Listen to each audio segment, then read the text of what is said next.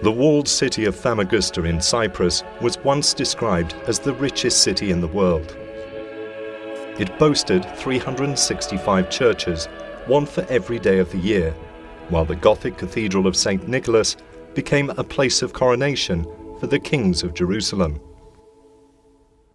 Its Lusinian, Genoese, Venetian, British and Ottoman conquerors each added new layers to produce a unique and remarkable city contained within 3.5 kilometers of imposing walls. But the centuries have not been kind to Famagusta. By the end of the 19th century, the city was barely inhabited, its streets choked with rubble from the crumbling buildings. The churches were abandoned, their roofs caved in, the city in a pitiable state. In the 1930s, a program of works was instigated by Theophilus Magapgap, a Lebanese Cypriot who was born in Famagusta. As director of antiquities, he conscripted inmates from the local prison to clear sites of rubble. And over a period of 30 years, he stabilized and conserved most of the city's monuments. But in the mid-1950s, that work was brought to a halt. A political struggle for independence and years of interethnic conflict led in 1974 to the division of Cyprus and the political isolation of the north of the island. Had it not been for that isolation, Famagusta would long ago have been listed as a World Heritage Site, benefiting from international funding and expertise, and taking its rightful place alongside other Great Walled cities like Carcassonne and Dubrovnik. The only upside to this situation is that development has been largely kept in check, leaving the walled city remarkably intact. But many of its monuments, damaged in preceding centuries by armed siege, earthquake and long neglect, are now open to the elements. The historic city is built predominantly from a sandy porous limestone that is vulnerable to water. Much of the masonry is slowly crumbling to a fine dust, threatening the integrity of the buildings. Other structural problems are plain to see and in need of urgent attention, while beautiful stonework like this tracery lies shattered on the ground. Even those buildings that retain their roofs are poorly secured and populated by pigeons that cause further damage. The plaster inside churches is lifting and crumbling, taking with it the frescoes that date as far back as the 14th century. Alongside graffiti from previous centuries, there are more recent additions, and some, though thankfully few, examples of wanton vandalism. Seeing all this, it would be easy to conclude that nobody cared, but that's not the case. Oktay Kayalp was born in Famagusta and has been its mayor since 1994. He's pledged to conserve and revitalize the city he loves. As leader of the forward-thinking Famagusta Turkish municipality, he's instigated a series of projects to turn the situation around.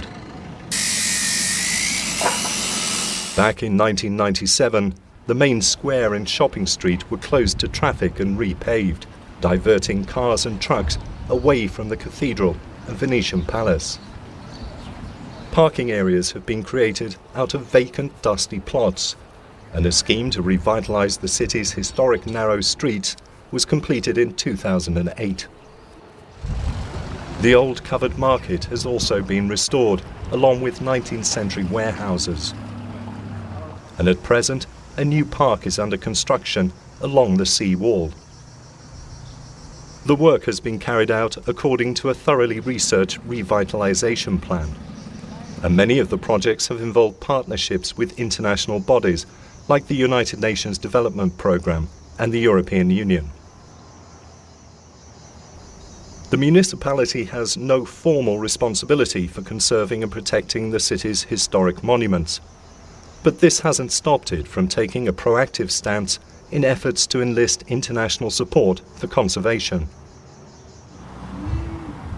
That cause has been championed by art historian Dr. Michael Walsh, who has worked tirelessly to see a return of international scholars and experts to the task of conserving the historic city.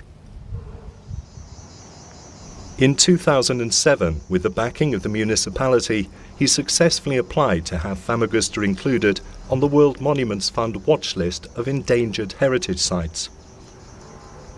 The listing brought with it international recognition of the importance of Famagusta and the urgent need to protect it.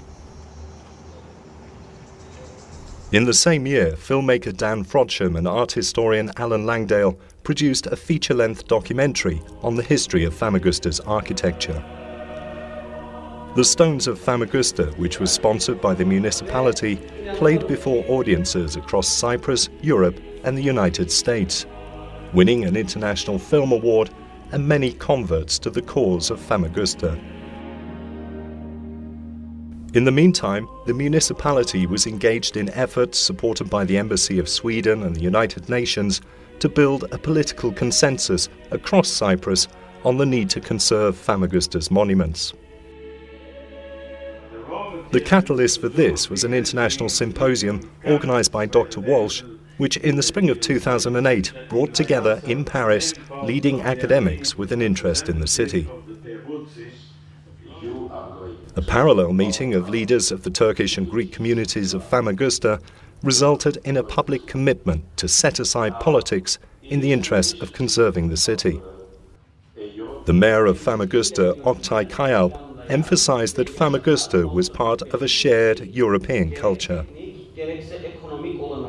The meeting was supported by ICOMOS and hosted by Europa Nostra, which also pledged its support. Back in Famagusta, international experts began to arrive to begin the task of assessing the city's conservation needs. Hosted by Famagusta Turkish municipality, a team from the World Monuments Fund carried out an initial inspection. Their report provides a valuable first insight into the huge task ahead. It calls for urgent action to stabilize some of the structures and frescoes, while recommending a coordinated, long-term program of conservation. Again invited by Dr. Walsh and hosted by the municipality, a team of civil engineers from Minho University in Portugal undertook a detailed inspection of 3 of the city's churches. They brought with them sophisticated equipment to assess the risk from earthquakes and reveal cracks and voids in the stonework. The results of their tests are still being analysed, but a preliminary report calls for immediate action to deal with some of the problems they identified. From the UK, a team was brought in as part of a USAID project which singled out the Church of Saints Peter and Paul for detailed inspection. A range of techniques, including impulse radar and infrared imaging, was used to build a complete picture of the structure and reveal areas of weakness. Though relatively intact, their report recommended a range of measures, including strengthening of the roof and sealing against rainwater. Europa Nostra also contributed a report which identified the need to conserve the city's walls. It highlighted some structural concerns and the threat posed by grass growing on the walls and bastions. Taken together, these surveys have begun to build a fuller picture of the city's long-term conservation needs, as well as identifying areas of immediate concern. What's emerged is that even the best preserved and cared for monuments, like St. Nicholas Cathedral, are in need of major conservation measures. Around the apse, these brackets, which once supported a balcony, are badly cracked and in danger of collapse. Like most of the buildings in Famagusta, mortar is missing between stones, weakening the integrity of the structure. There are also areas which are badly eroded by the elements. And there are examples of poorly executed repairs using inappropriate materials like cement. But the cathedral has fared better than most of the monuments. St. George of the Latins is the oldest surviving church in Famagusta and dates from the late 13th century. It retains beautiful examples of ornate Gothic carving. Like many of Famagusta's monuments, it received attention from Theophilus Magabgab. The new stones he added to stabilize the facade wall are still distinct. The roof is long gone, and unprotected from the elements, the masonry is today in a poor state.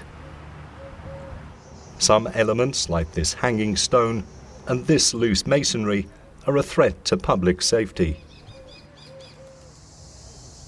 St. George of the Greeks was the Orthodox Cathedral of Famagusta. It bears the scars inflicted during the siege of 1571, and in places, cannonballs can still be seen embedded in the walls. The church has also suffered earthquake damage. In the late 17th and early 18th century, the main dome and roof caved in, leaving the building open to the elements. On the facade, much of the stone facing has crumbled away, exposing the rubble core. In the apse of the church, a surprising number of frescoes have survived, thanks perhaps to the work of British art conservator Monica Bardswell, who cleaned and waxed the paintings back in 1937. But the frescoes have received no attention since then and are rapidly deteriorating. The frescoes have been under attack from graffiti artists for centuries. Sailors coming ashore used to carve images of their ships in the plaster. These at least have some charm, but more recent additions less so. The northeast corner of the city is known as the Syrian Quarter. Until recently, it was a closed military area, which protected it from the encroachment of new development. The Church of St. Mary was built in the 14th century by the Carmelite monks. Today, just traces remain of its former glory. The teams from both the World Monuments Fund and Minho University have identified this asymmetrically weighted arch as being a major structural problem and in need of urgent attention. This window in the facade illustrates well the changing fate of Famagusta. At the beginning of the 20th century, its tracery was all but gone. Theophilus Magabgab painstakingly reconstructed the window in 1941. But by the 1990s, much of it had again crumbled, and in 2008, the final pieces fell to the ground. The remaining frescoes inside the church are in poor condition. This depiction of St. George and the dragon only becomes apparent by superimposing a line drawing of the fresco as it appeared in the 19th century. There's still evidence of the work undertaken by Monica Bardswell to stabilize the plasterwork, but long neglect has taken its toll, and it's quickly disintegrating. Next to the Carmelite is the small but beautifully proportioned Armenian church. Its roof is intact, thanks once again to the work of Theophilus Magabgab in the 1930s and 40s. But the building is unsecured. Inside the church, old carpets and bedding show that people have been squatting here. The roof is no longer sound and shows signs of water ingress. The plasterwork is flaking off by the day, taking with it the frescoes once so lovingly conserved by Monica Bardswell. The wax layer she applied to protect the paintings is still slightly sticky to the touch. And the frescoes in the lower half of the building have been obliterated by whitewash, the heads of some saints just peeping above it. The photographs taken by Monica Bardswell in 1937 are now the only clue as to what lies beneath.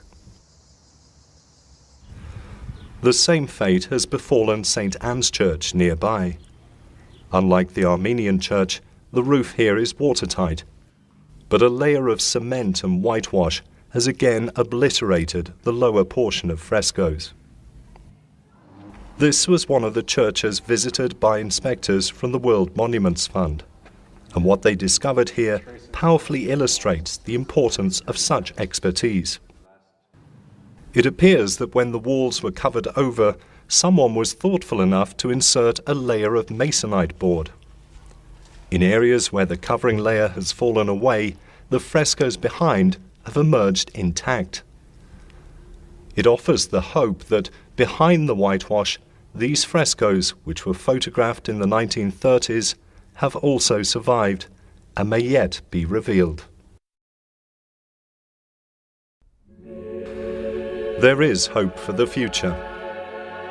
Famagusta Turkish municipality has recently backed a major project to protect the city's endangered frescoes, and it will continue to support such projects as best it can.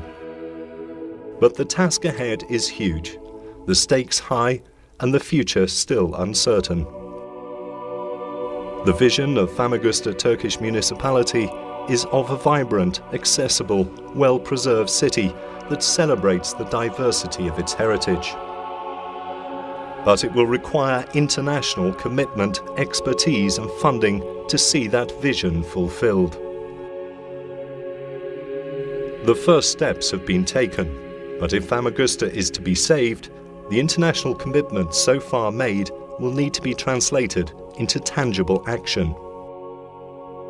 The clock is ticking and time is running out.